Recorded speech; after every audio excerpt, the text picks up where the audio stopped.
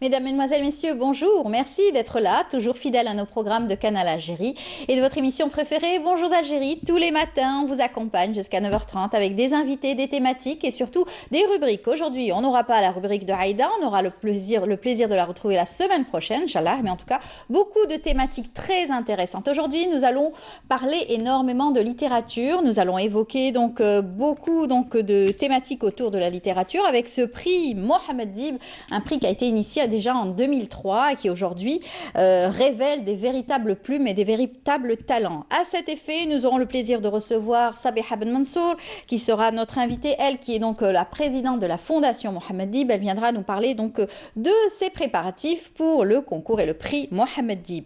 Nous allons également recevoir le directeur de l'Institut Cervantes d'Alger. Il viendra nous parler de cette belle initiative.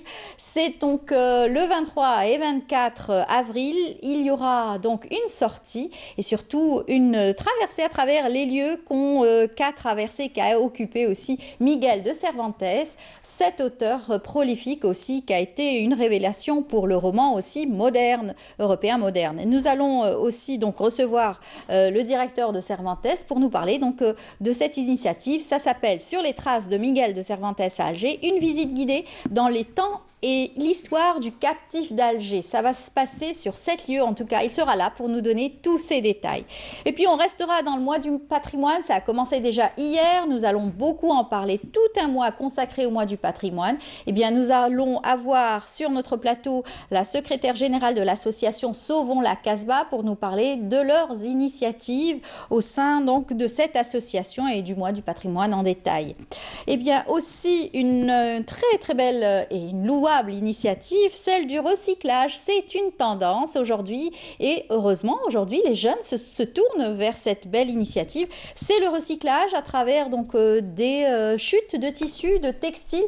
Ils ont eu l'initiative de créer leur petite entreprise. Eh bien, ils seront là pour nous donner toutes ces explications et voir de visu ce qu'ils ont réalisé.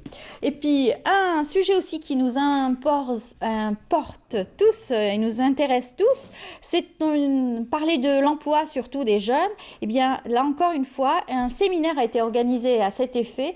Une nouvelle appellation aussi, vous allez découvrir un séminaire international sur l'économie sociale et solidaire, une réalité algérienne et mondiale. 2 jours ont été consacrés à ce séminaire international pour en sortir des solutions et surtout de nouvelles perspectives pour l'emploi des jeunes.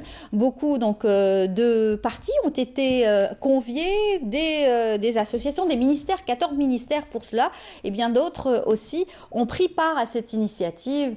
Et les principaux concernés seront là sur notre plateau dans un moment pour nous expliquer tout cela. Voilà, c'est tout le programme qu'on a choisi pour vous ce matin. J'espère que vous allez passer un bon moment en notre compagnie. Et puis sans plus tarder, c'est tout de suite les nouvelles du ciel avec Mina Abed.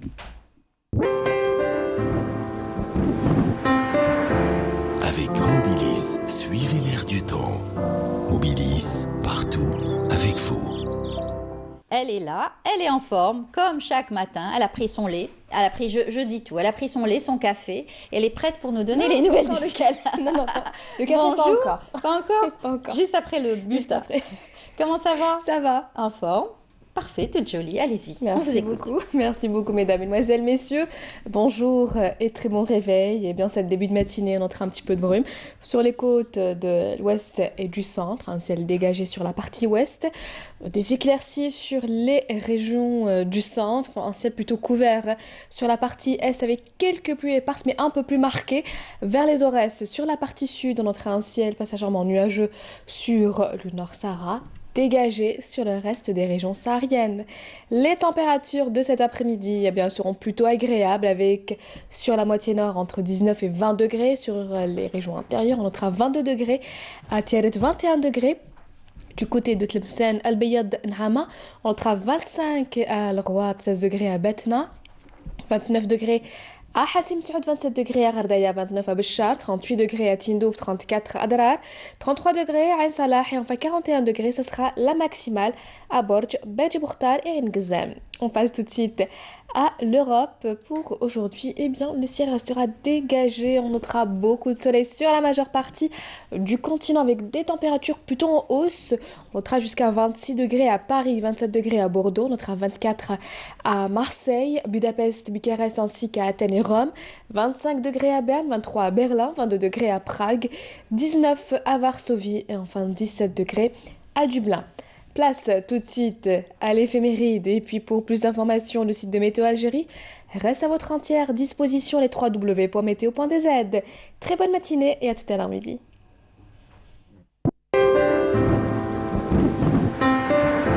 Avec Mobilis, suivez l'air du temps. Mobilis, partout, avec vous.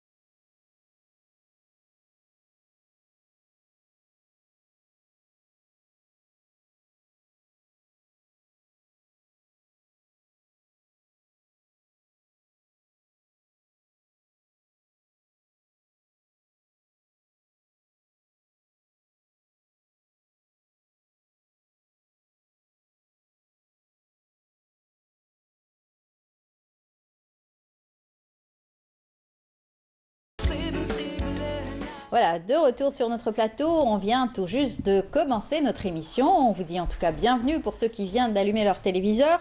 On a le plaisir de présenter tout de suite nos premiers invités. Nous allons parler de ce séminaire qu'ils ont donné cette semaine, une très belle initiative en tout cas, séminaire international de l'économie sociale et solidaire, une réalité algérienne et mondiale. Et pour nous en parler, nous avons avec nous Mohamed Chabani. Bonjour, bonjour, bienvenue parmi nous. Merci beaucoup en tout cas pour l'invitation. C'est bien que vous êtes expert international en création d'emplois, expert principal, économie sociale solidaire, création d'activités, d'unités d'appui et de programmes, c'est cela?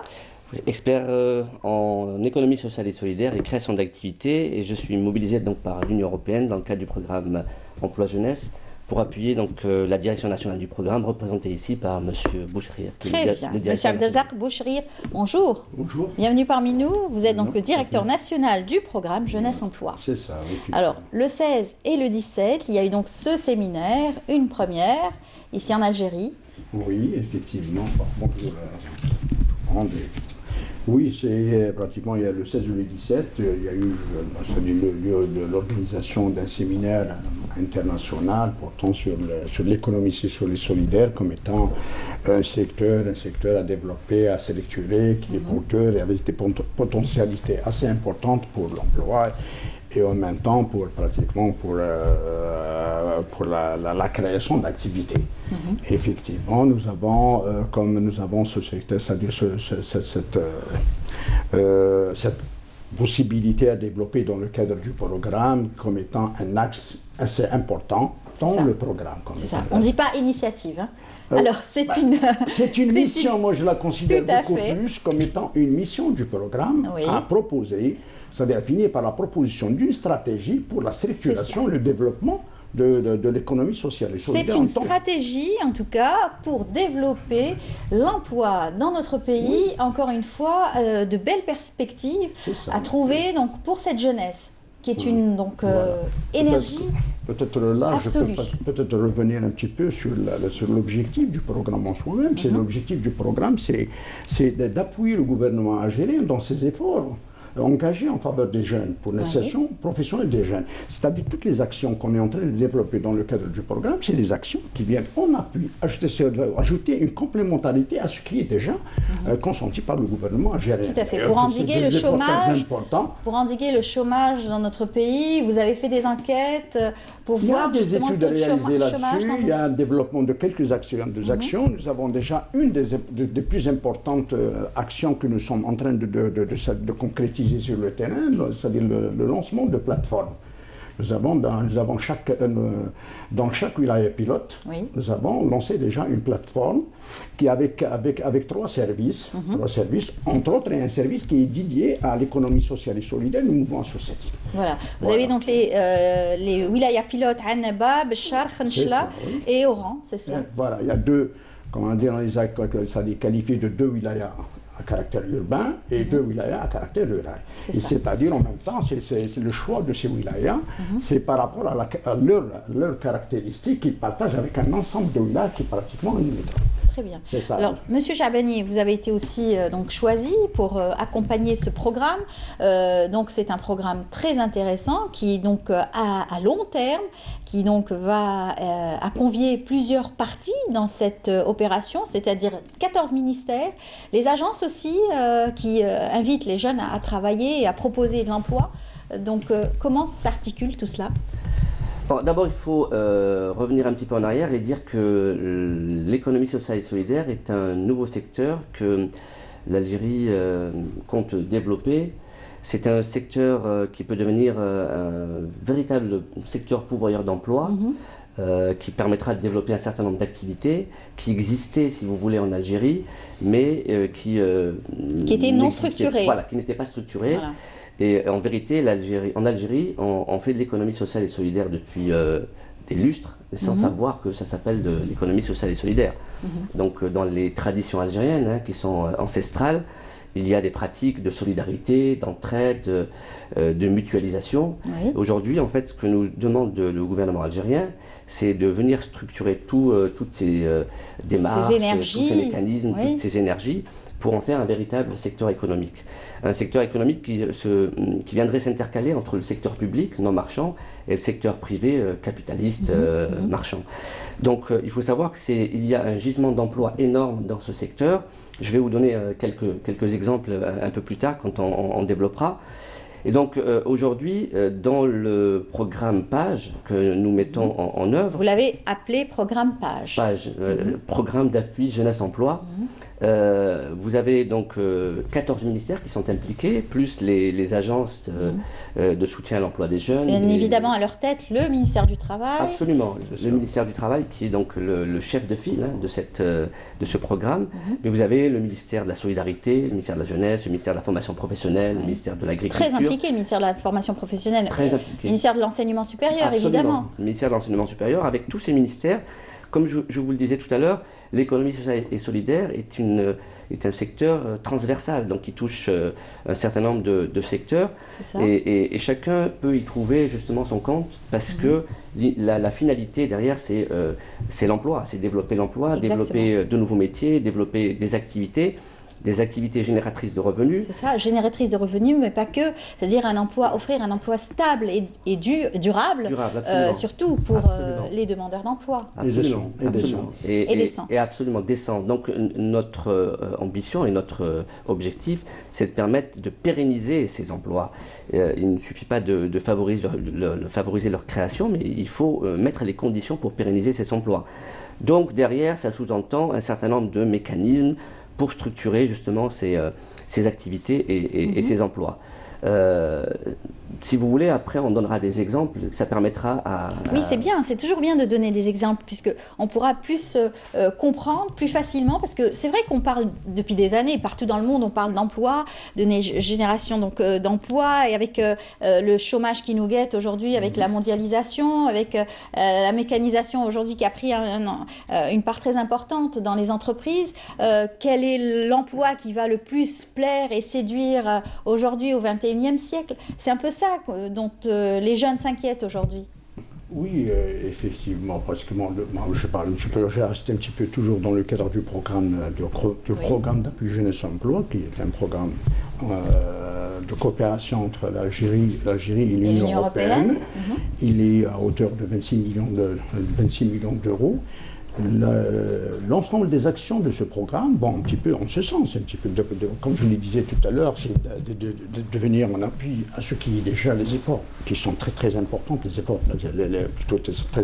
efforts du gouvernement algérien engagé en ce domaine, et en même temps, parce que développer certaines activités qui, pratiquement pour nous, c'est permettre aux jeunes, et même à la société civile, de venir et de contribuer au développement de certaines activités qui voient un petit peu que c'est indispensable et c'est nécessaire pour un petit peu côtoyer ou comment on dit, être à la page. Bien sûr, on le voit, de ces évolutions. Voilà. Chaque année et à chaque fois dans notre émission, puisqu'on aborde le problème donc, de l'emploi et surtout le problème du chômage régulièrement dans notre émission, et on parle à chaque fois avec différents bords et secteurs, que ce soit le secteur de la formation professionnelle, à chaque fois ils viennent, ils proposent de nouveaux produits, de la vulgarisation, des portes ouvertes pour essayer d'accompagner cette jeunesse à trouver ce qui leur sied le plus.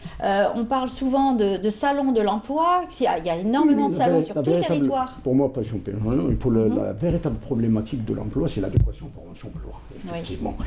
C'est rapprocher un petit peu, c'est les besoins, c'est-à-dire les besoins du secteur économique, du marché de l'emploi, vers pratiquement les formations, la formation. Oui. Ils vont effectivement essayer d'aller vers que la formation professionnelle ou l'enseignement supérieur soit forme pour le besoin du marché du travail. C'est ça. Et c'est ça, pratiquement. On ne peut pas continuer à former des chômeurs. Parce que là, combien d'offres, c'est-à-dire d'offres du secteur économique qui n'ont pas été satisfaites par manque de qualification, par l'évolution des technologies qui a fait ressortir d'autres métiers qu'on ne connaît pas encore. Voilà, qui ne sont pas encore identifiés, qui ne sont pas. Et je pense même le programme, il s'est un petit peu d'aller vers cette réflexion, d'identifier les nouveaux emplois, les nouveaux métiers. Tout à fait. En tout cas, la manne économique l'a compris, et on sait que les multinationales aujourd'hui sont demandeurs de jeunes et de profils bien déterminés. Ils sont aussi dans la formation eux-mêmes. Ils offrent aussi des profils très intéressants pour leurs futurs employeurs. Donc. Vous m'offrez une transition très très intéressante parce que justement, je voulais parler tout à l'heure des entreprises.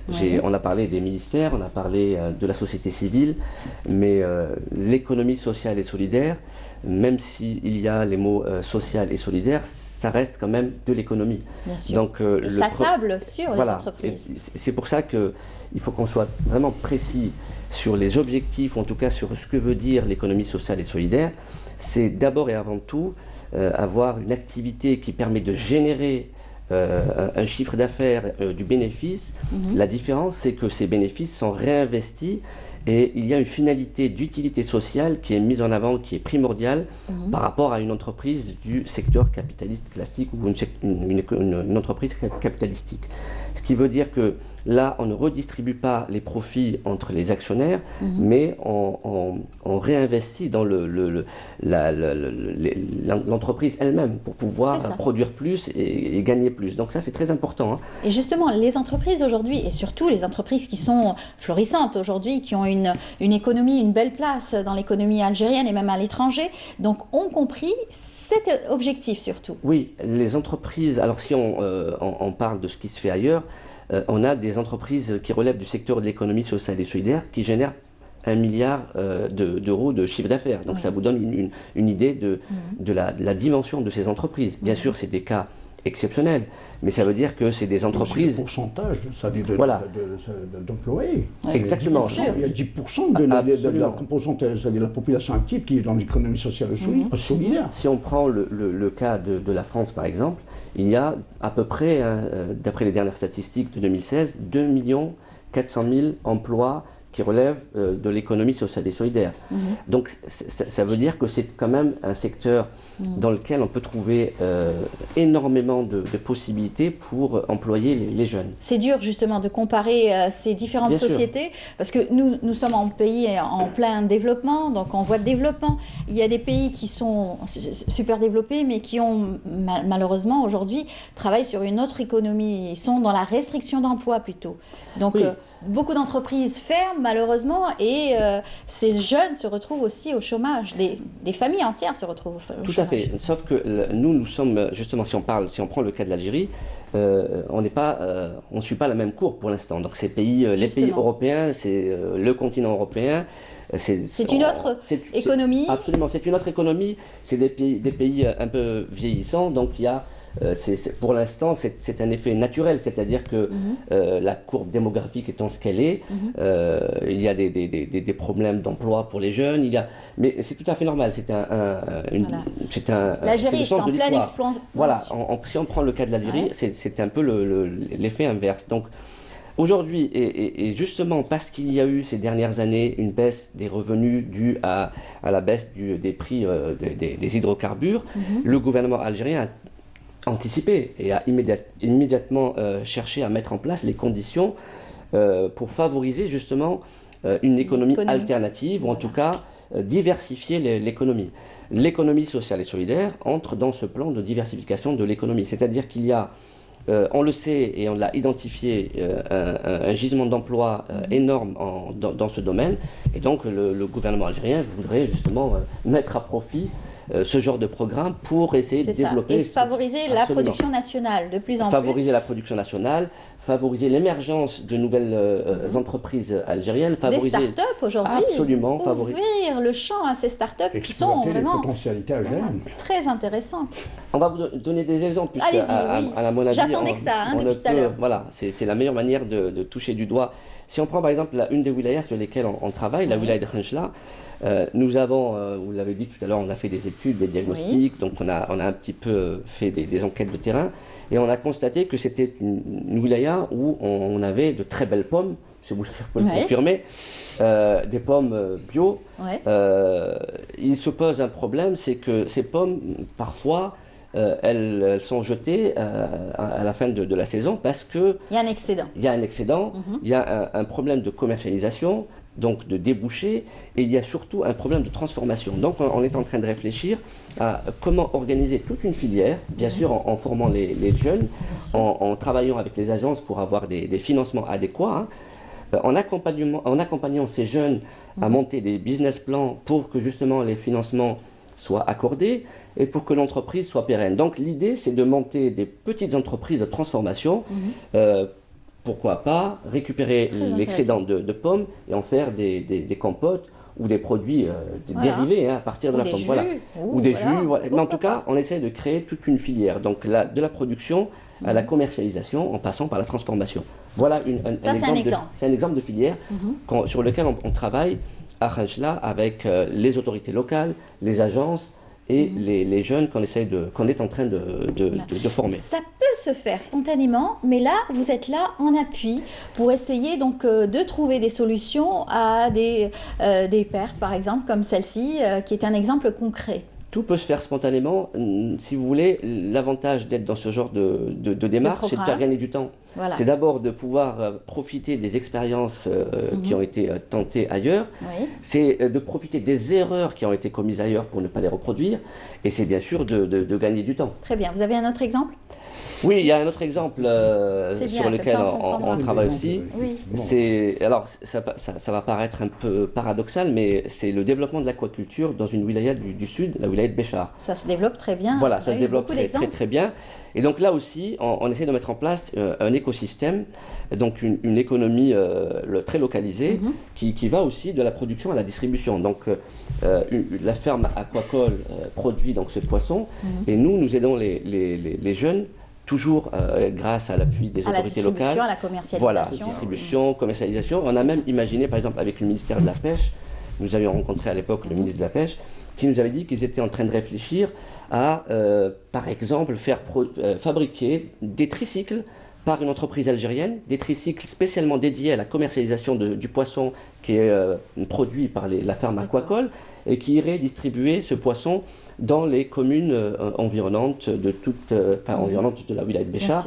Ce qui vous permet là aussi de voir qu'il y a toute une microéconomie qui est créée et qui permet à des jeunes d'avoir non seulement des débouchés économiques, mais une formation. C'est un peu l'idée du cluster aujourd'hui qui se développe de plus en plus. Absolument. On termine avec vous. D'où est venue un petit peu l'idée que l'économie sociale et solidaire, malgré que l'appellation est nouvelle, qu'on essaie un petit peu, mais l'activité en soi-même, elle existe en Algérie, elle a toujours existé. C'est pour cela, par exemple, quand ils sont venus, on nous parlait un petit peu de l'économie sociale et solidaire. Elle a toujours existé, bien sûr.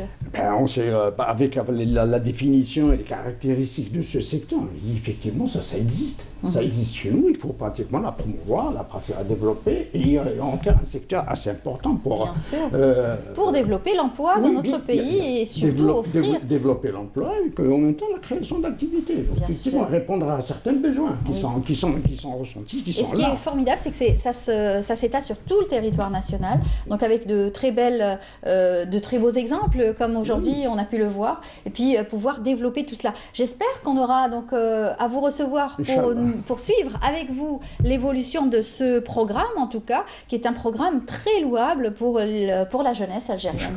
Merci beaucoup d'être venu. Merci à vous, merci pour l'invitation. Je rappelle Abdelrazak Bouchrir, merci d'être venu sur notre plateau, directeur national du programme Jeunesse Emploi, et Mohamed Chabani, expert international en création d'emplois. J'ai résumé. Merci beaucoup. Très bientôt. Merci beaucoup. On reste ensemble. Je vous invite tout de suite à suivre ce reportage signé Karim Haïfa. Il s'est intéressé à l'investissement touristique dans la région de Biskra. Avec un parc hôtelier de près de 1900 lits, la wilaya de Biskra a enregistré en 2017 la réception de 5 nouveaux hôtels, dont 3 au chef-lieu de wilaya. Des hôtels qui ont permis la mise sur le marché de 438 lits supplémentaires, outre la création de 78 nouveaux postes d'emploi directs. La wilaya de Biskra dispose à ce jour de 1871 lits dans 433 lits réalisés en 2017. Et actuellement, 64 projets touristiques sont en cours de réalisation qui permettront à terme la réception de 8800 lits supplémentaires.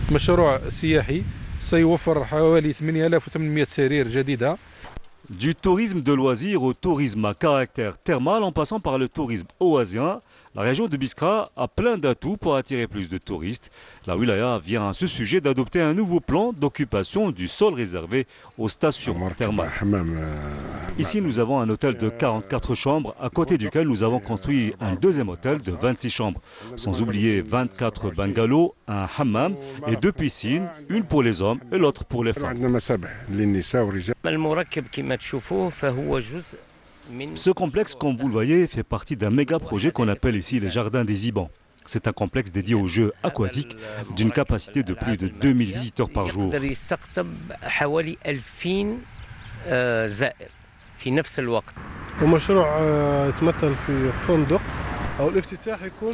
L'hôtel qui est actuellement en construction ouvrira ses portes en juin 2018 avec l'embauche de 55 personnes. Un projet sorti de terre grâce notamment aux facilitations de l'administration locale et des banques avec des taux d'intérêt très intéressants qui nous ont encouragés à investir dans ce créneau. Avec ces 4 sources thermales importantes en attendant la mise en service de 4 autres à la fin de l'année, la wilaya de Biskra possède un potentiel touristique remarquable, une valeur ajoutée pour l'économie locale qui pourrait créer des milliers d'emplois une fois tous ces projets achevés. Voilà, ça rejoint en tout cas le discours de nos précédents invités. Là tout de suite, nous allons parler d'une belle initiative aussi au sein donc, de l'Institut Cervantes d'Alger. Avec nous, le directeur de l'Institut Cervantes, monsieur Antonio Khili de Carrasco. Bonjour. Bonjour. Bienvenue parmi nous. Merci. Comment on dit beaucoup. Hola. Hola. Voilà. Buenos días. Buenos días. Donc avec nous pour nous parler en tout cas de cette sortie. Cette sortie que vous allez organiser le 23 et 24 avril, toujours en mémoire de cet auteur espagnol de renommée mondiale, Miguel de Cervantes. Oui, c'est la 7e édition de ces visites, les traces de Cervantes, et nous l'organiserons les jours 23 et 24, dans la matinée aussi, dans l'après-midi. Oui, c'est la date de son décès. Oui, il y a beaucoup d'intérêt chaque année. L'intérêt est plus grand. Oui. Et l'intérêt c'est non seulement pour les personnes qui aiment les langues et la culture espagnole, mais aussi pour les Algérois qui veulent connaître mieux son ville. Parce que la visite c'est très très intense. Oui. On arrête dans le port d'Alger où Miguel de Cervantes est arrivé le 25 de septembre de l'an 1575. Oui. Depuis, il continue et on s'arrête dans les bastions 23, oui. Aussi à la base Casbah et aussi un de ces 7 ports qui encerclaient la ville d'Alger, et concrètement dans la port Bab el-Ouest. Aussi, il s'appelle dans les Dar Hamra. Dar el-Hamra, ce beau musée aujourd'hui. Aussi, c'est le musée d'archéologie, je pense que c'est aujourd'hui. Et aussi dans les Hammam Sidna, c'est un hammam qui est très important, c'est ici en Alger et qui fonctionne depuis le 16e siècle et encore il fonctionne toujours. Et finalement, il s'appelle aussi dans les palais Pacha. Oui, oui. Où maintenant c'est la siège du musée des miniatures et d'archéologie. Musée de miniatures et d'enluminures d'Alger, un très beau musée également à la base Casbah. Oui, c'est patrimoine de l'humanité depuis 1992. Exactement. Et finalement, nous arrivons à la grotte où Cervantes, Cervantes, il a passé là-bas quelques mois en attendant son frère, qu'il espère qu'il viendra pour les récupérer et l'apporter une autre fois pour l'Espagne. Et c'est là où toute son inspiration créative s'est développée. Et bien sûr, des plus importants, donc cette plus importante littérature de Miguel Cervantes a été écrite. Oui, c'est vrai, Don Quichotte. Et nous faisons tout ça avec la collaboration de l'EPC. La PC EPC, oui, Belouizdad. Oui, de Belouizdad. Oui. Et avec nous sommes assessorés pour l'historien algérien Abderrahman Khalifa. Oui, c'est un important. Monsieur Khalifa, qui est connu par, bien sûr, son savoir dans le domaine donc, de l'histoire, l'archéologie, lui qui est archéologue, et qui raconte tellement bien l'histoire de notre pays qu'on a toujours plaisir à l'écouter parler des heures et des heures. Lui qui est auteur aussi de nombreux ouvrages qui a pu présenter dans notre émission. Alors, c'est en tout cas une très belle rencontre que vous allez offrir aux Algérois, tous ceux qui aiment l'histoire surtout, d'aller sur les traces de Miguel de Cervantes, ce captif espagnol qui est devenu algérien, puisqu'il a vécu longtemps en Algérie, captif. Maintenant, Cervantes, ce n'est pas un patrimoine d'Espagne, c'est un patrimoine d'Espagne, c'est un patrimoine d'Alger, et finalement, c'est un patrimoine du monde entier, oui. Exactement. Et nous avons plusieurs activités. Nous voulons faire les 23, que c'est le jour international du livre, en rencontre littéraire avec Eduardo Mendoza. Eduardo Mendoza, c'est un auteur espagnol. Oui, c'est prix Cervantes, que c'est comme les Nobel de littérature. Et les rencontres sera avec l'écrivain algérien Amin Zaoui. Zaoui, il écrit en français et en arabe. Il a été traduit plus de 12 langues. Et je pense que ça sera un très très intéressant rencontre pour voir comme c'est la vie d'un écrivain espagnol et algérien, parce que je pense qu'il y a beaucoup de choses en commun.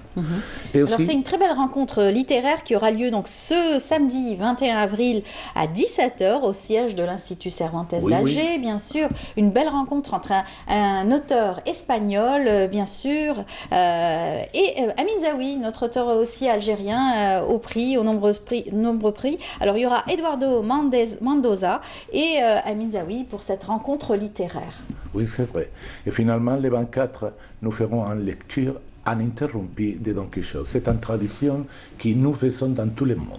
En Espagne et dans tout le monde, nous utilisons les centres culturels espagnols pour faire ces lectures uninterrompues. Nous ferons des personnalités culturelles d'Algérie, nous aurons des corps diplomatiques et aussi notre étudiant et des publics en général.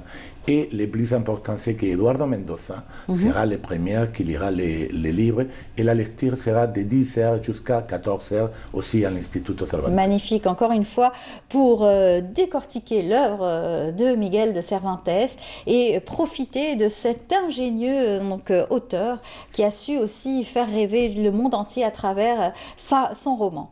Oui, c'est vrai. Je suis vraiment content de parler ici parce que Miguel de Cervantes, pour moi, je travaille à l'Institut Cervantes, c'est toute ma vie.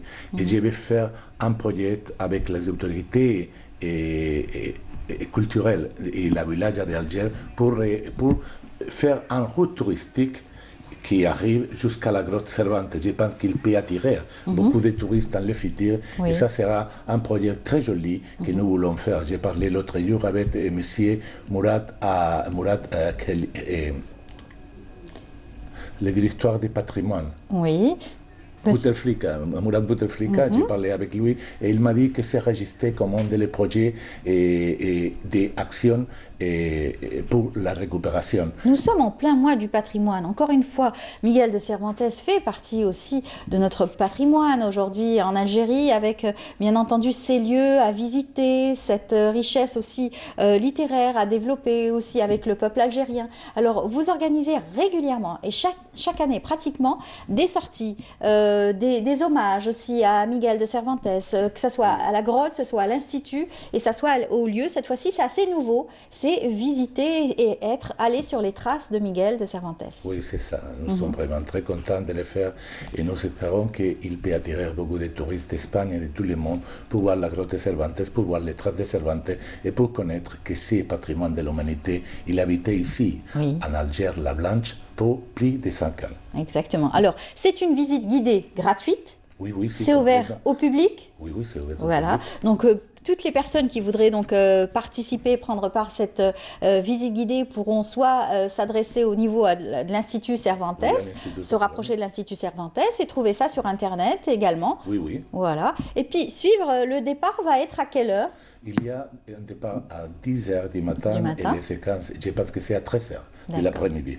Il y a des départs les 23 et une autre des départs les 24. Très bien. Alors, ça va commencer par le port d'Alger. Oui. Voilà. Et ensuite, il y aura le Bastion 23, bien sûr le Palais de Raïs, qui est magnifique, un lieu aussi à visiter absolument, et Dar el-Hamra, Hammam Sidna et le Palais Mustafa Pacha. Et on terminera avec la grotte de Cervantes. Avec la grotte de Cervantes. Et à la grotte de Cervantes, il va y avoir une allocution, il va y avoir, pour la fin? Oui, à la grotte de Cervantes, nous donnerons la bienvenue à tout le monde et nous parlerons un petit peu de la vie de Cervantes, que ça a été très... Je pense que ça c'est une vie très intéressante. Et nous parlerons de comment il est habité ici et comme dans son livre, il a reflété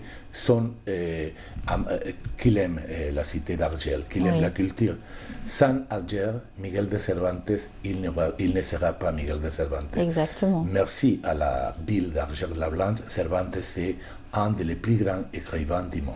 Merci à vous, en tout cas, pour cet hommage à la ville d'Alger et surtout de nous permettre, encore une fois, de partager cet échange et cette culture mondiale de l'auteur Miguel de Cervantes.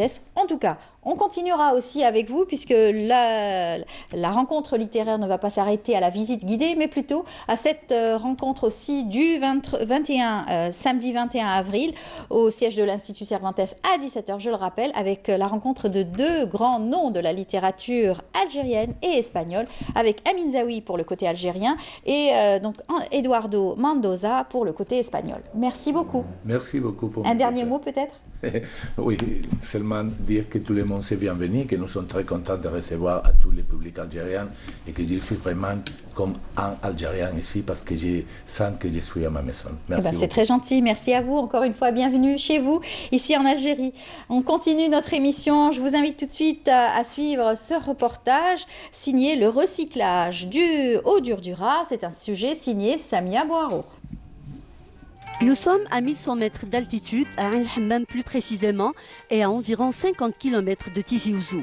Ici, l'indépendance économique reste un rêve difficile à atteindre pour les femmes peu qualifiées, et c'est pour cette raison que AMCED et APAM ont décidé de les soutenir à travers plusieurs projets, notamment le recyclage textile. L'environnement pose un sérieux problème en Algérie parce que c'est désolant. Des fois, tu marches n'importe où et tu trouves des déchets qui traînent un peu partout dans cette belle nature, notamment dans le Djurdjura, la région où on a créé ce projet de recyclage. Du coup, on s'est dit, c'est dommage qu'il y a ces déchets un peu partout, or que ces déchets peuvent être des ressources. Et du coup, on s'est dit, pourquoi ne pas innover, transformer ces déchets, leur donner une valeur économique, c'est-à-dire les recycler, les customiser, et ensuite les revendre, et puis créer de l'emploi. Parmi les objectifs de l'association, c'est l'insertion socio-professionnelle des femmes au foyer pour justement à un certain moment acquérir un revenu. Nous, ce que nous avons fait à travers ce projet, on a essayé de leur attribuer un espace au sein de l'association.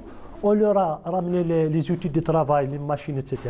On leur a offert un espace. La boutique que vous avez visitée tout à l'heure, c'est pour faire un espace d'exposition et de vente. Et à travers notre réseau aussi, ici en Algérie et en France, essayer de commercialiser les produits qu'elle fabrique ici. Plus de 70 recycleuses ont été formées dans la couture, broderie et autres et travaillent désormais quelques heures par semaine dans ces locaux modestes. Elles peuvent ensuite vendre leurs créations sur les marchés de Tizi Ouzou et en France. Le premier but, c'est déjà la protection de l'environnement, former des femmes, en même temps créer de l'emploi pour les femmes au foyer. Le grand but, لازم احنا نعرفوا قيمة الخدمة تاعنا ماشي الناس اخرين يعرفوا قيمتها خير منا. هذا هو البروبليم. دونك معليش كي au contraire كي تشوفي البرودوي تاعك في فرنسا dans une boutique au marché de Noël et tout, c'est une fierté quoi. Une opportunité pour des femmes déjà, pouvoir faire quelque chose pour soi. Être peut-être libre, genre on peut être utile pour quelque chose, pour la maison, pour l'environnement.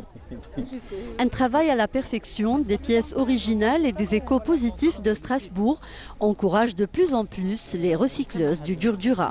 Nous accompagnons les éco-couturières du Djurdjura, puisque éco, c'est en lien avec la nature, puisqu'elles prennent des matières donc, qui sont recyclées, et donc elles sont soit en apprentissage, soit on cherche à développer les compétences qu'elles ont déjà, à savoir les spécialités qu'elles ont, la broderie, certaines brodent magnifiquement bien, et ces broderies-là ont beaucoup de succès en France.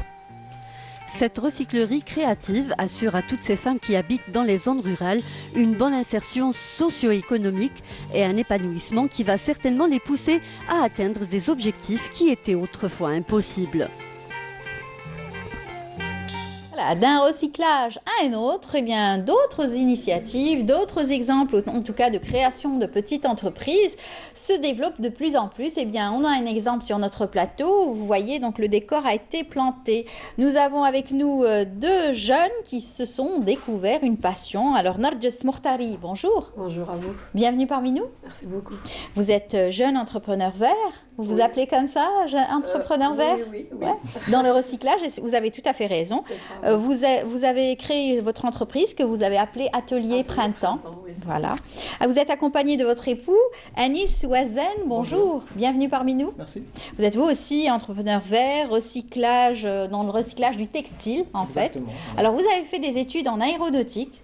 Tous les deux. Bon, en fait, on s'est rencontrés en aéronautique. Voilà. On a fini dans le recyclage. Voilà, incroyable.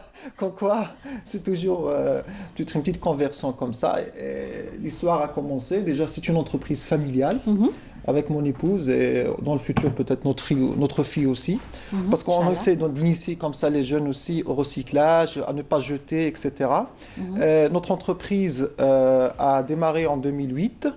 Et suite à quoi, nous avions un simple atelier de confection. Ça fait longtemps quand même. Oui, ça fait longtemps, mais l'idée du recyclage est venue, je dirais, très récemment, mais l'entreprise a été créée et on s'est rencontrés qu'on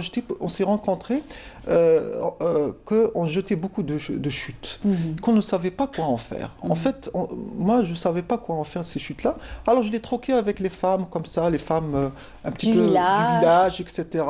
Voilà. Et quand j'ai fait l'heureuse rencontre avec Narges, elle m'a dit, écoute, ces chutes-là, j'ai des idées. Toi, tu as la matière, moi j'ai des idées. Et elle a proposé beaucoup de, comme vous voyez sur le plateau ici, beaucoup de produits, des poupées. Faits à base de récupération de chutes. Alors, poupées, par exemple, ces petits coussins que vous pouvez, assez sympathiques, pour des salons, des chambres d'enfants, un peu de tout. Vous les mettez où vous voulez, ça dépend de la décoration de la personne. Hein. Voilà, du choix de la personne. Alors, c'est une chemise qui a été recyclée en Exactement, c'est une chemise qui a été recyclée. Voilà. Ça, c'est le derrière d'un jean. Voilà. Tout à fait. Un jean. Les jeans aussi, on a commencé à les récupérer récemment en fait, auprès des clientes aussi qui nous ramènent d'anciens jeans et tout. Très bien. Qu'on fait, voilà, leur donne une comme seconde vie, coussin comme ça. par exemple, des sacs aussi. Vous leur donnez une fourteaux. seconde vie. Voilà, exactement. Et les poupées aussi, c'est voilà, des sacs aussi.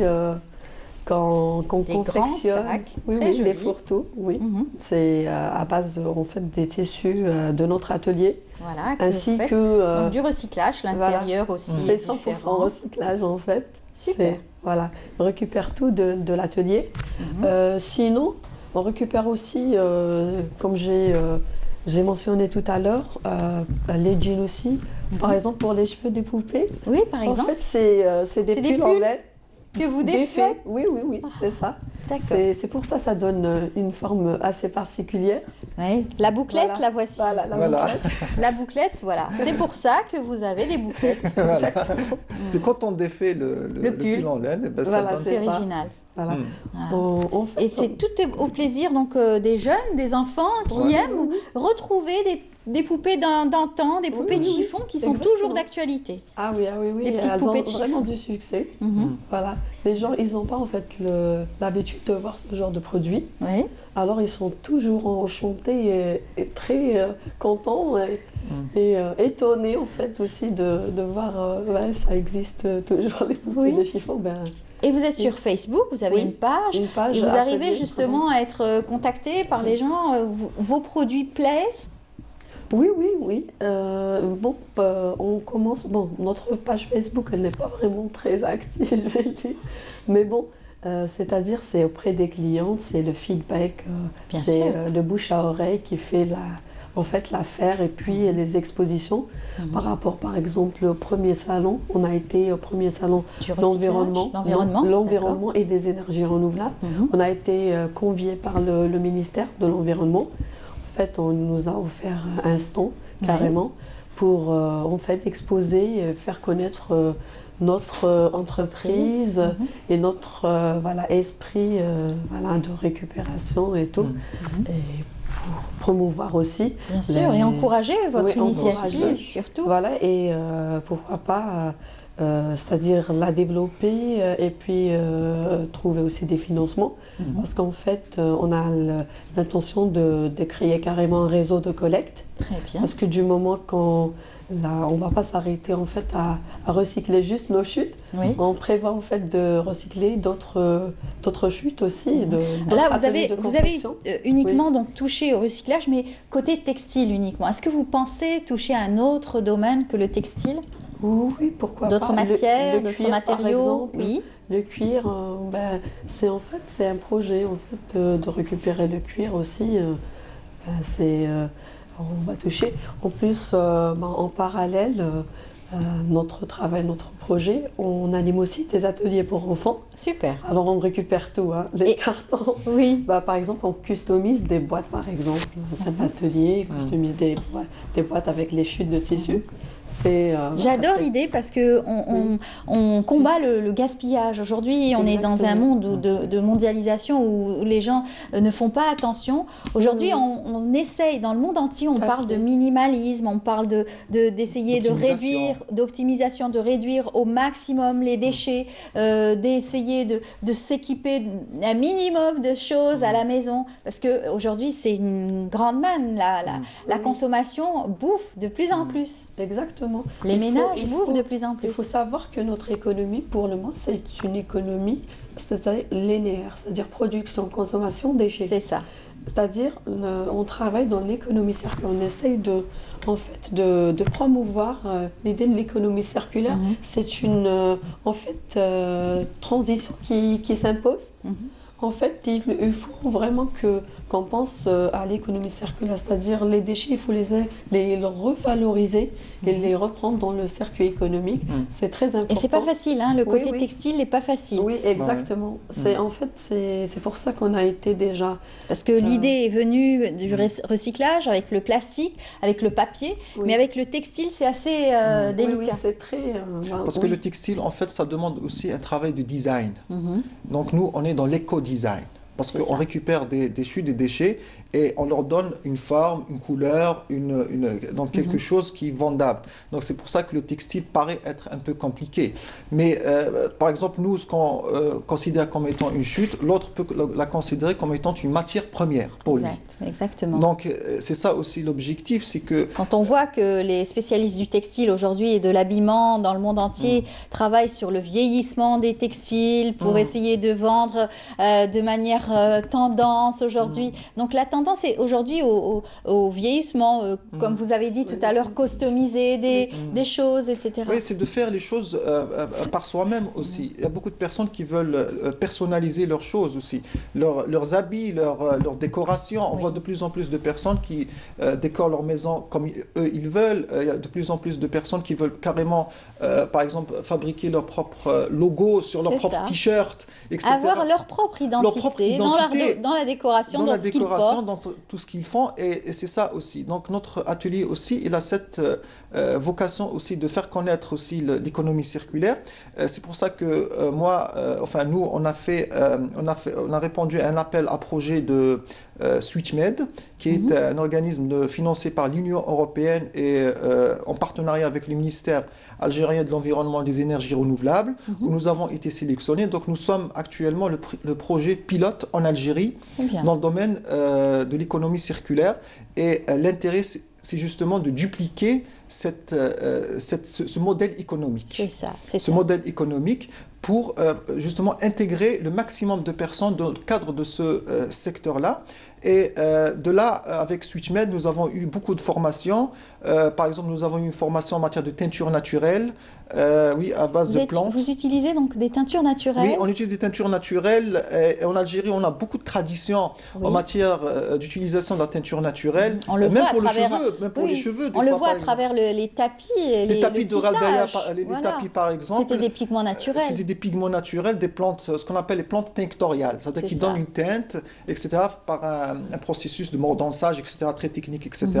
Mais très simple et avec une valeur très importante pour ceux qui ont un penchant pour, c'est-à-dire tout ce qui est renouvelable, tout ce qui rentre, c'est-à-dire dans leurs critères à eux. Tout à fait. D'ailleurs, on va voir en image tout cela, puisque vous nous avez ramené une vidéo. On va comprendre un peu mieux votre façon de travailler. On y va à travers ces images. Merci. Il consiste à récupérer et à collecter des déchets de tissus et des chutes de tissus d'ateliers de confection que nous voulons valoriser par un système de transformation écologique en différents produits de literie et de décoration. L'atelier printemps a été choisi par SwitchMed suite à un appel à projet parce que notre projet rentre dans le développement durable et apporte une valeur ajoutée écologique à la société.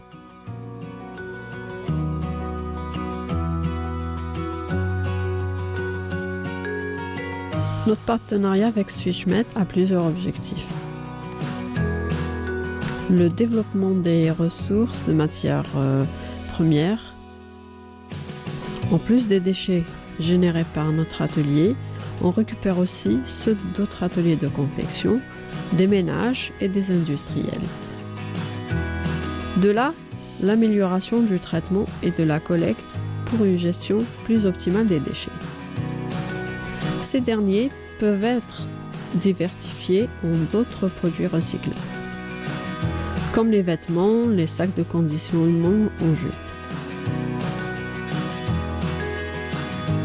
La formation aussi vise à valoriser les matières premières pour un traitement plus écologique.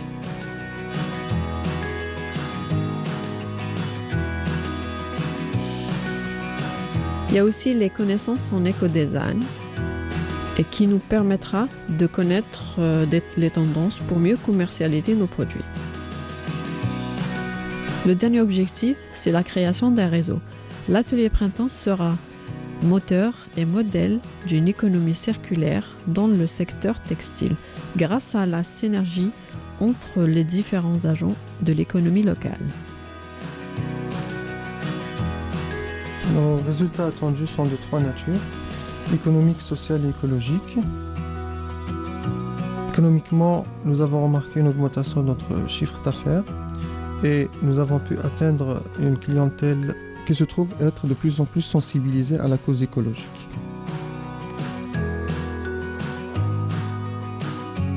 Notre résultat social est la création d'un réseau dû à la synergie entre les différents agents économiques dans notre ville de Béjaïa.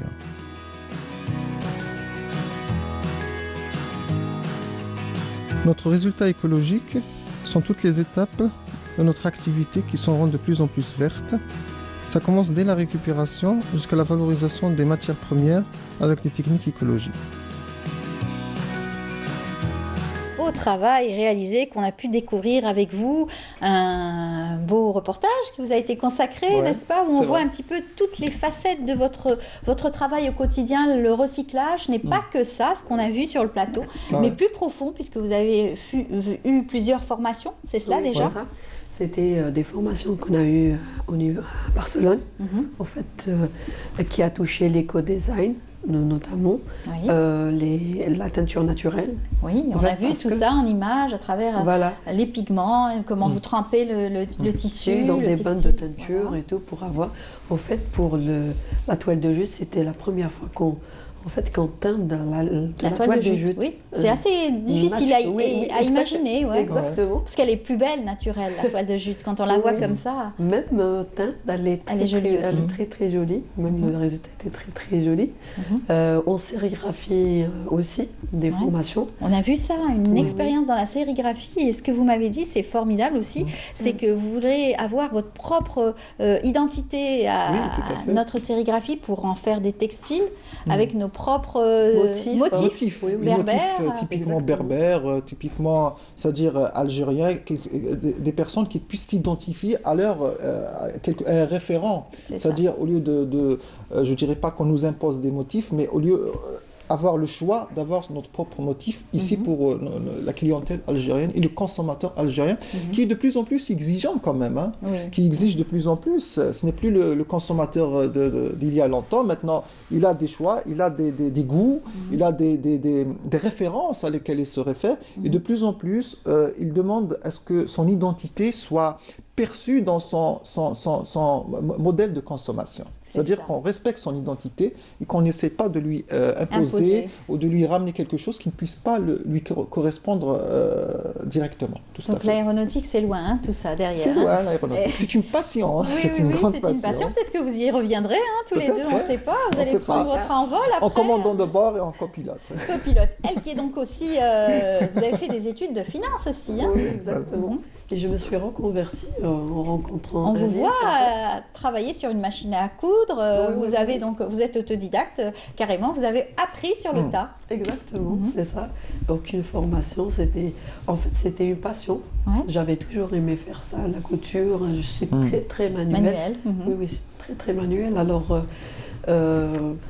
c'est venu... Tout était là pour le cadre. Il faut rappeler que l'entreprise est une entreprise familiale. Exactement. Votre maman, vous m'avez dit que votre maman avait donc cet atelier qui faisait donc, moi je travaille avec elle, voilà. Exactement. Et puis bon, l'idée est venue des chutes que vous aviez, énormément de chutes au sein donc de l'atelier.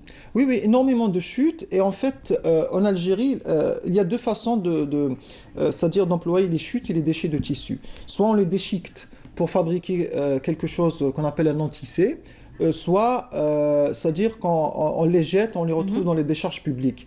Donc, au lieu de les jeter comme ça dans les décharges publiques, nous, on peut c'est-à-dire donner des idées à ces personnes-là, à ces petits ateliers, même si ce ne sont pas des grands ateliers, mais un petit atelier, nous, comment on pense? Un petit atelier plus un autre petit, plus un autre petit, ça fait des tonnes et des tonnes de déchets. Alors que tout ça peut être revalorisé, tout ça peut devenir une matière première et qui peut avoir une valeur verte, c'est-à-dire une valeur ajoutée verte. C'est ce qui nous intéresse.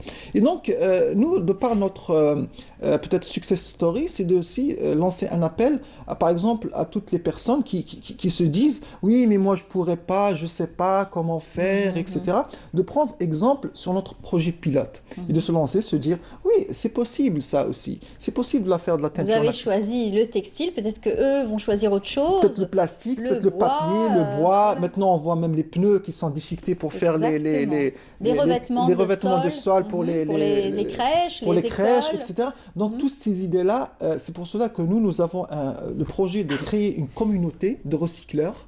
Comme vous voyez dans le reportage le précédent, les recycleuses du Djurdjura, c'est-à-dire notre projet, c'est celui de créer une communauté pour fédérer toutes ces personnes-là et de s'échanger des savoir-faire, c'est-à-dire des connaissances, des idées, un feedback par-ci, par-là, etc.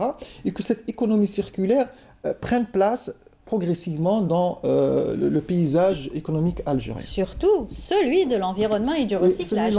C'est très important. En tout cas, bravo à vous. Merci. Très belle initiative de votre part. Et puis, ça montre encore une fois que les idées, ça ne manque pas ici en Algérie. Et des jeunes aussi ont des idées à développer pour, en tout cas, travailler sur l'économie verte et travailler sur l'environnement et la protection de notre environnement. Merci beaucoup. Un dernier mot peut-être pour chacun. Allez-y.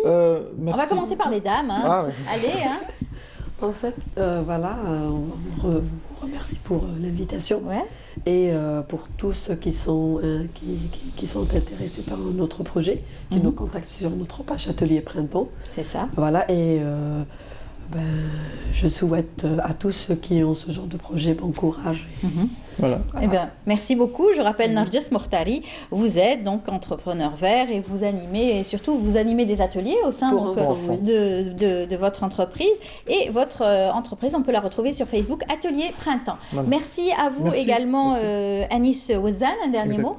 Merci pour tous ceux qui ont contribué de près ou de loin à la réussite de notre projet. Voilà. Merci. Bravo encore. Et puis bonne chance à vous. Merci. On continue notre émission. Je vous invite cette fois-ci à vous délocaliser dans une très belle région, celle donc de l'Orwat, avec une très belle visite guidée à travers cette passion de Drida. Et c'est un reportage signé Rahim Abdelaziz. Dans les dédales du lieu-dit Mektouba, l'archéologue amateur Djelloul évoque la portée historique de ce site.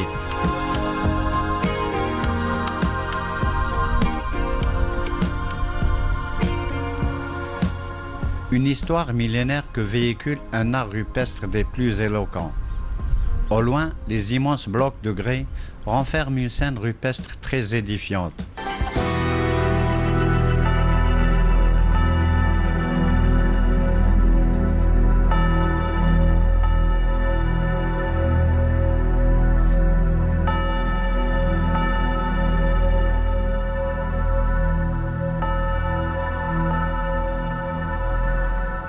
Sur l'immense bloc de grès, un troupeau d'éléphants est gravé.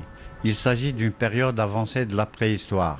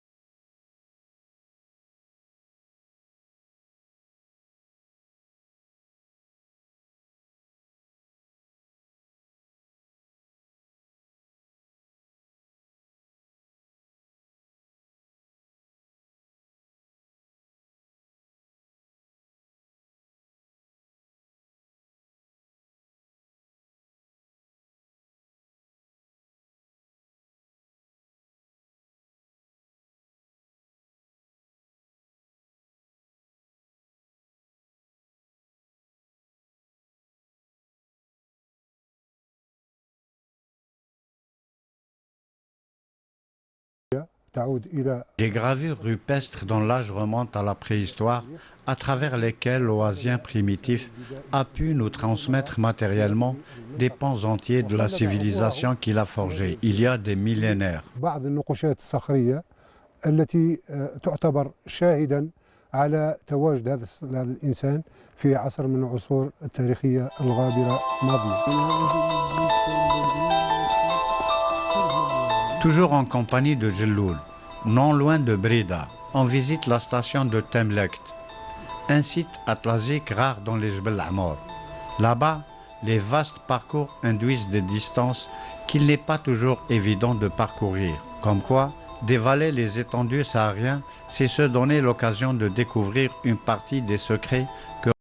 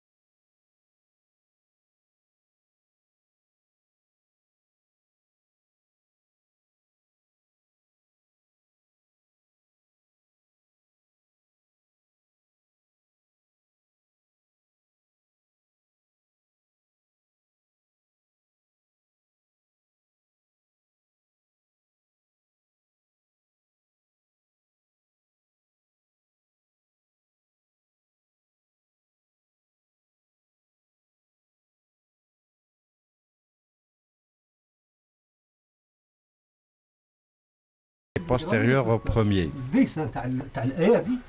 نفس الفكره اللي كان يديرها الانسان البدائي الجهات الانسان مش عارف شحال عندها مش عارف شحال عندها بالذات على حساب الانسان مش يقدر هذه بدليل راك تشوف هذا الرجل هذا تشوف هنا هذا اللي يسمى عندنا في المنطقه الشابور. L'homme a répercuté le même état d'esprit en termes de croyance en gravant ses mains humaines sur les parois supérieures de ce site.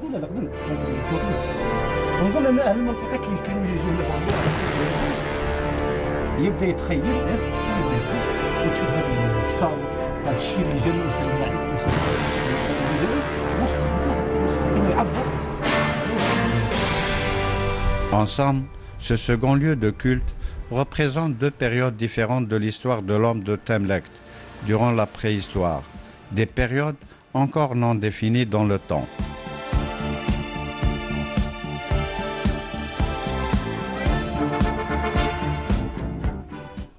Voilà, de retour sur notre plateau après cette visite guidée du côté de l'Arwat. Cette fois-ci, nous allons planter le décor. Je vous l'ai dit en tout début d'émission, nous allons parler de littérature aujourd'hui et pas de n'importe quelle littérature, une grande littérature d'excellence en tout cas, avec l'auteur Mohamed Dib et surtout le prix Mohamed Dib qui revient chaque année grâce à la fondation La Grande Maison de l'association Mohamed Dib. Avec nous, Madame Sabiha Ben Mansour, bonjour. Bonjour. Bienvenue parmi nous. Merci pour votre invitation. C'est toujours un plaisir de faire partie d'être présente à votre C'est gentil. Votre émission. Vous qui militez depuis bien longtemps déjà, depuis 2001. Depuis 2001. 2001 depuis la avec création. La création de la fondation, mais pas que, avec aujourd'hui le prix qui a pris une longueur d'avance aujourd'hui. Alors un prix qui a été créé en fait en même temps que l'association. Oui. En même temps que la fondation. Parce qu'il faisait partie des deux axes qu'on s'était fixés. Le premier, qui est celui donc, de la glorification de l'œuvre de Mohamed Dib, qui est une œuvre immense, mais en même temps sa diffusion auprès d'un très large public. Voilà. Il nous importait vraiment que le large public soit informé par rapport à tout ce qu'il a écrit, puisque ça, il y avait eu quand même un petit côté réducteur, mais en même temps intéressant, avec le feuilleton, le Hariq, qui a fait que la plupart des gens réduisaient l'œuvre de Dib à l'incendie. Et donc, alors c'est bien parce que ça a pénétré tous les foyers en Algérie. Carrément, c'est resté indélébile dans la mémoire, tout à de fait, toute façon. Tout à fait, mais il faut quand même aussi informer les gens que très longtemps encore après, jusqu'à son décès, puisqu'il y a eu encore une œuvre qui a été éditée à titre posthume, Dib a continué à écrire, et cela dans tous les genres, romans, nouvelles, théâtre. Et bien sûr, il a été reconnu à travers le monde entier. Absolument, avec beaucoup de traductions. Il a eu des prix pour des traductions, Tout à fait. Il a beaucoup voyagé. Tout à fait. Ça a été un voyageur aussi, et son œuvre a Donc été... ça, c'était le premier axe. Mais le second axe, eh bien, il fallait qu'on assure une relève. Et le prix a fait partie donc de cette relève, de cet esprit donc d'assurer une relève. Et nous l'avons créé en même temps que l'association, avec l'accord de Mohamed Dib, qui était vivant à l'époque, que j'avais vu régulièrement, et à qui nous avions demandé de placer symboliquement le prix sous le nom de Mohamed Dib.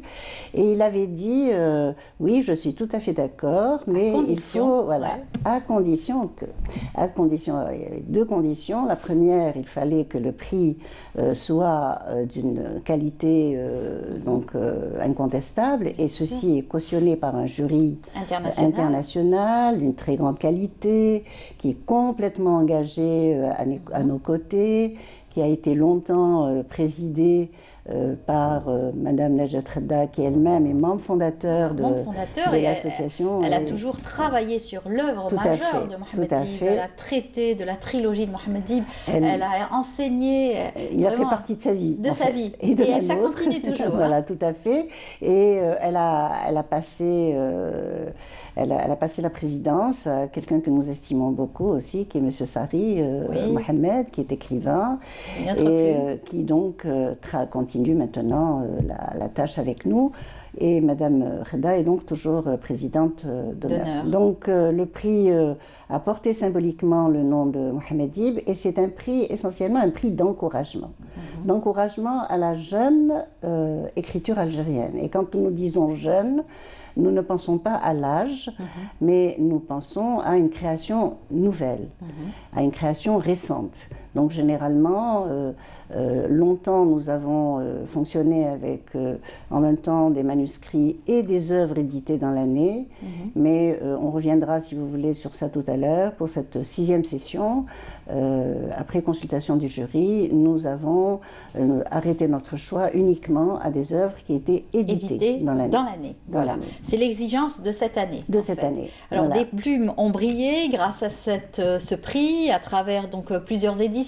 Chaque année, il y avait donc un vivier de créativité littéraire et ça encourage la jeune plume littéraire algérienne en 3 langues, la langue amazigh, la langue arabe et la langue française. Oui, exact. Alors ceci depuis 2011. Jusqu'à 2011, nous avions travaillé uniquement dans la langue de l'écrivain. Donc nous avions, disons, réceptionné des œuvres écrites en langue française. Cette langue, pardon, qui était considérée pour lui qu'un outil d'expression qui l'a emmené très loin, qui avait épaté des auteurs du monde entier en disant comment cet auteur, qui n'a pas la même culture, qui n'a pas la même vision, les mêmes décors que nous, arrive à écrire dans cette langue et à faire passer les émotions. Oui, en fait, c'est un rapport très très particulier parce qu'on peut dire que Dib a habité la langue française et qu'il a plié à ses propres exigences.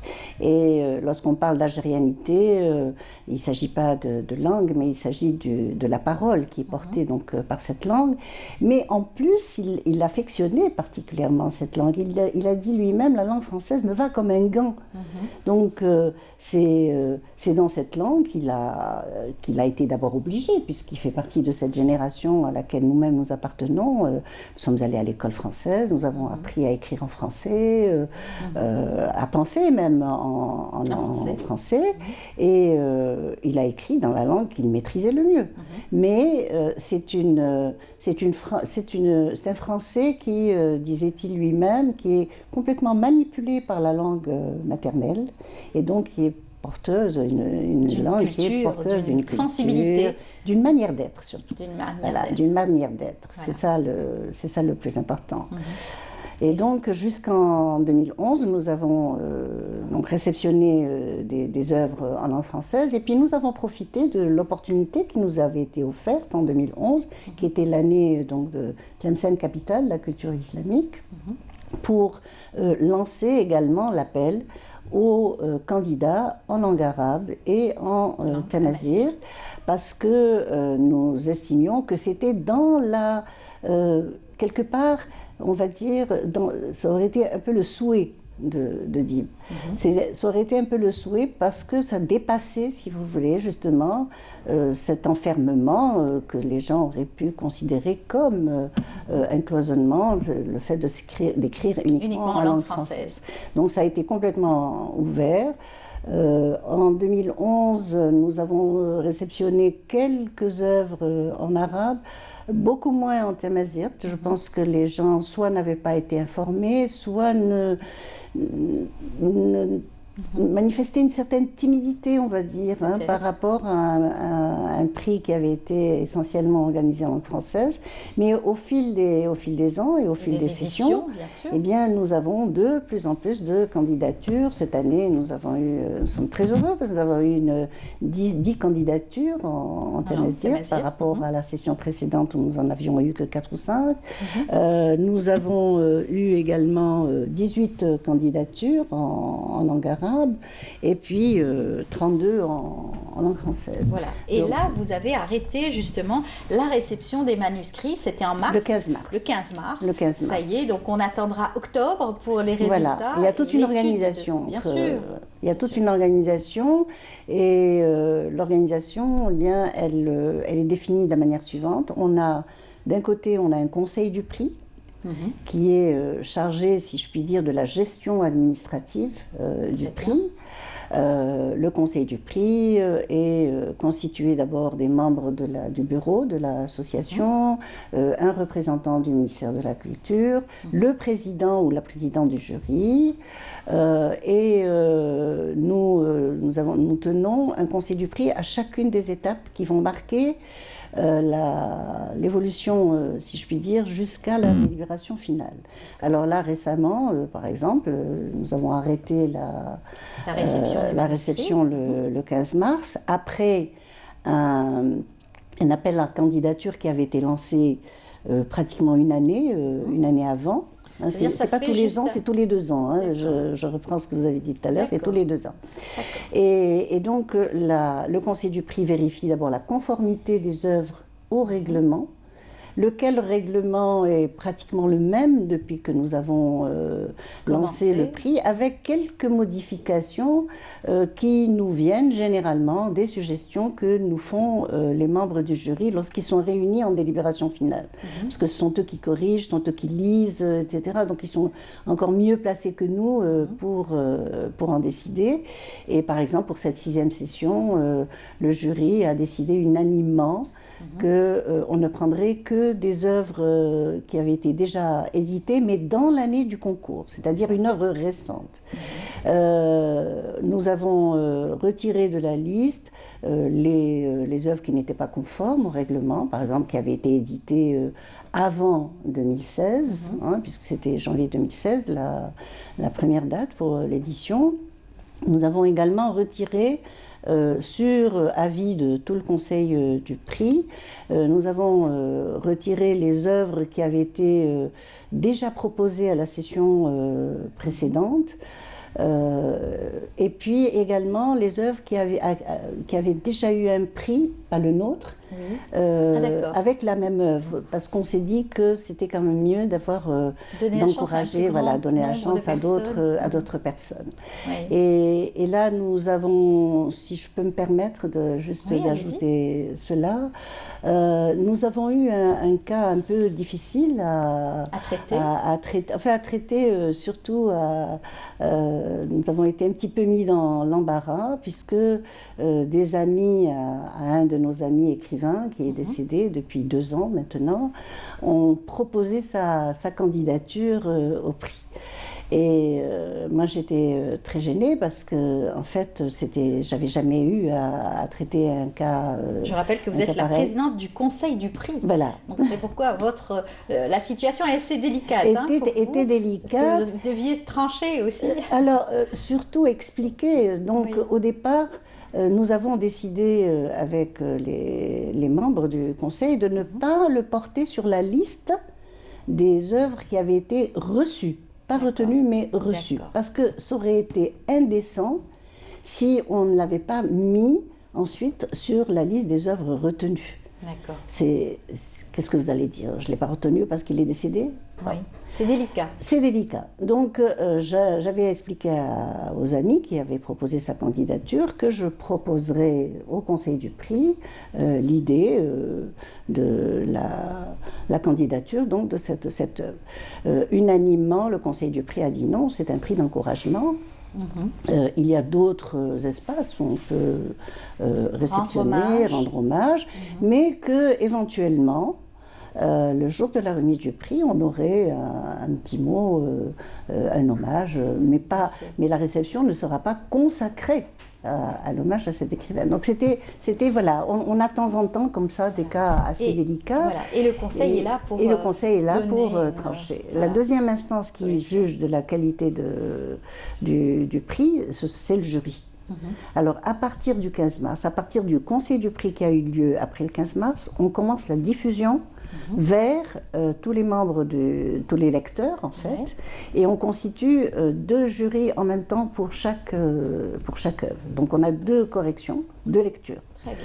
2 lectures qui peuvent, on essaye de choisir autant que possible, de personnes de profils différents. Nous avons avec nous des écrivains, nous avons des lecteurs critiques, donc des universitaires, et c'est toujours intéressant d'avoir deux regards sur le même texte. Je rappelle que c'est un jury international. C'est un jury international. C'est non seulement un jury international, c'est un jury qui est constitué exclusivement d'amis.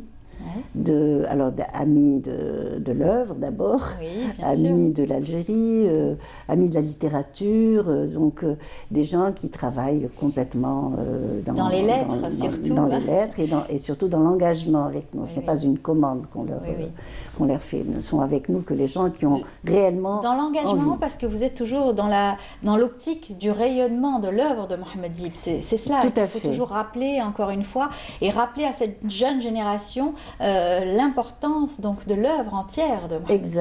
Exact. Et là, nous avons des activités qui justement vont dans ce sens au niveau de l'association. Alors, pour continuer donc d'abord sur le prix, une fois que cette première vague, je vais dire, de lecture va se faire, nous réunissons les rapports des membres du jury avant le mois de juin. Au mois de juin, il y aura un autre conseil du prix où nous allons donc comparer tous les rapports, etc. Et nous sortirons avec ce qu'on appelle une longue liste. 10 personnes au maximum. 10 parmi les meilleurs qui auront été donc sélectionnés par les rapports du jury. Deuxième correction encore, deuxième lecture, les 10 œuvres sont encore soumises à lecture auprès du jury et en septembre on aura le dernier conseil du prix où nous dégageons à ce moment-là la shortlist. Ce sont les nominés, 3 ou 4 personnes, et la délibération finale réunit l'ensemble du jury la veille de la remise du prix. Donc jusqu'à la veille de la remise du prix, le lauréat n'est pas encore désigné, il est désigné par un vote qui est entièrement conduit par le président du jury. Personnellement, j'assiste à cette délibération, mais en qualité d'observatrice. Je ne suis plus du tout concernée par la prise de décision. Aujourd'hui, on a décortiqué, grâce à vous, l'ensemble des étapes qui gèrent et surtout régissent un prix, surtout à l'international. C'est un prix national. Nous tenons à dire que c'est un prix national. Avec un jury international. Voilà, c'est un prix national parce qu'il est essentiellement adressé à la jeune écriture algérienne. Je pense que notre mission, c'est d'abord d'organiser ça chez nous. Bien sûr. Et donc d'encourager. Nous avons beaucoup de jeunes écrivains qui maintenant commencent à prendre place dans le panorama littéraire de notre pays. Nous avons eu de très bons lauréats par rapport aux différentes sessions. Alors bon, c'est pas un choix, mais bon, c'est quand même une référence. Nous avons eu Kamel Daoud en 2008. On a eu Habib Ayoub. Nous avons eu Mustapha Bouchareb en français, donc récemment. Peu de femmes pour l'instant. Plusieurs encore. Hamid Ali Bouassida, Bouzienne Bonachor a participé également.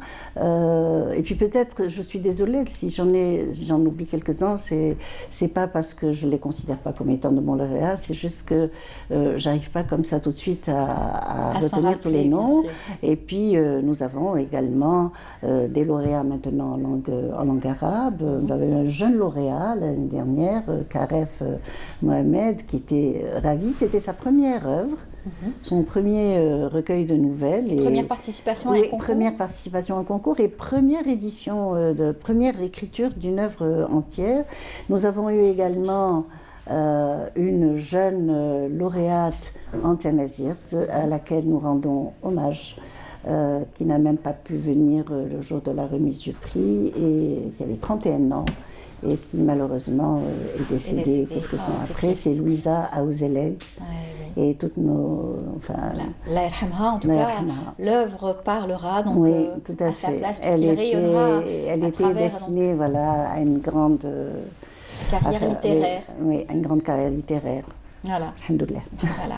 En tout cas, on salue sa famille et puis on encourage de belles initiatives et surtout de belles plumes qui, on espère, fera la fierté, bien sûr, du paysage littéraire algérien. Oui, voilà. tout à fait. Ici en Algérie, grâce à vous, grâce à ce prix, grâce à d'autres prix aussi qui existent aujourd'hui, il y en a de plus en plus. Des prix littéraires. C'est formidable. C'est vraiment quelque chose qui nous satisfait parce que ça veut dire que maintenant il y a une prise en charge, alors que longtemps nos écrivains ont été obligés d'aller à l'étranger pour se faire publier. Il faudra aussi saluer le travail que font les éditeurs au passage. Toujours. Et puis les encouragements que nous recevons également. Nous, notre prix a été pratiquement pris en charge. La 5e session a été entièrement prise en charge, ou presque entièrement, par le ministère de la Culture. D'ailleurs, ça a toujours été un prix qui était donc sous la présidente de Monsieur le Président de la République, c'est cela? Oui, tout à fait, qui a remis le prix lui-même lors de la première session. En 2003. En 2003 à Habib Ayoub. Actuellement, donc, c'est le ministère de la Culture qui est notre principal donateur. Monsieur le ministre de la Culture avait remis lui-même le prix donc pour la 5e session. Il s'était engagé à dire que ce prix allait être pérennisé. Et bien, c'est ce qui est fait. Aujourd'hui, il est pérennisé et grâce à vous, grâce à l'effort de la Fondation. On est arrivé à la fin, ça y est, on entend le générique de fin. Donc, Madame Ben Nassour, merci beaucoup. Je rappelle que vous êtes la présidente du conseil du prix Mohamed Dib, président de l'association culturelle Mohamed Dib et la grande maison Fondation Mohamed Dib, enseignante de français au département français à l'université